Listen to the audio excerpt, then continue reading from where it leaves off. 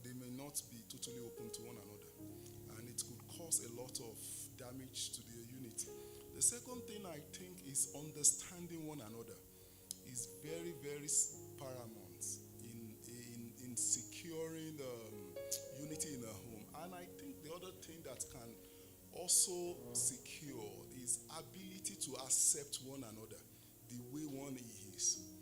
Ability to accept one. It plays a role even in interpersonal relationship at the place of work and every other places, whereby one will accept the kind of the person that one is relating with, so as for us to be able to integrate into one another.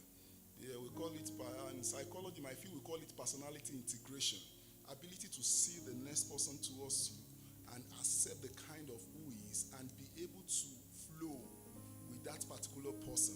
So another thing I think could actually still enhance unity is perseverance and endurance, because many things happen in the course of even the workplace relationship also, whereby your colleague and some things will just do some nasty things that will make one feel like after so many years we have been working together or going together, so you can still do this kind of things. And again, trust is also significant in this kind of situation, whereby if one's unity wants to be enhanced, we need to trust one another too.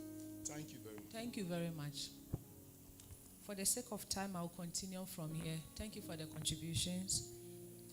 So, unity in marriage means to be of one mind and purpose in the union.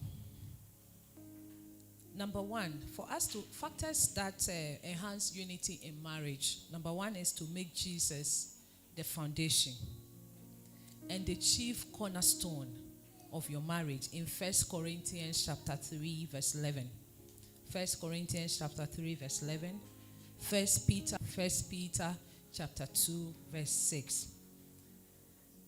When you allow Jesus to be actively involved in your marriage and in your relationships, then it will stand firm.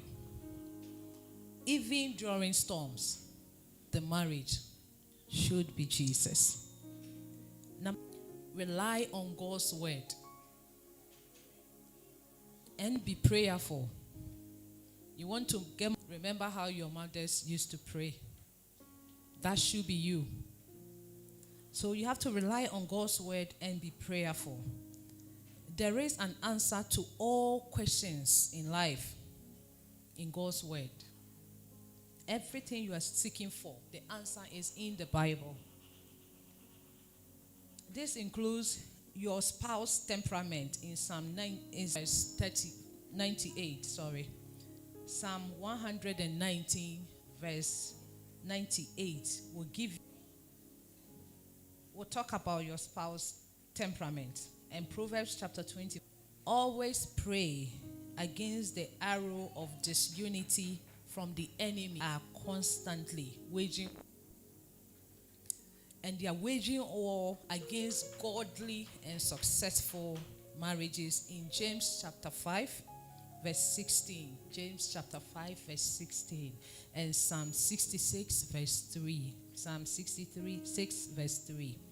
Number 3, love and submit. Love and submit. These are two mutually exclusive factors that promote unity and harmony in marriages. Ephesians chapter 5 verse 22. Ephesians chapter 5 verse 22, verse 25 and verse 33. A husband who loves his wife genuinely and a wife who submits to her husband will be united in marriage. When submission is unpretentious, love follows. And when true love is displayed, submission will follow. Colossians chapter 3 verse 18 to 19. Colossians chapter 3 verse 18 to 19. Number 4, communication. Communicate with understanding. Number 4, communicate with understanding. Every spouse must be ready and free to talk and understand their differences. Their differences in personality,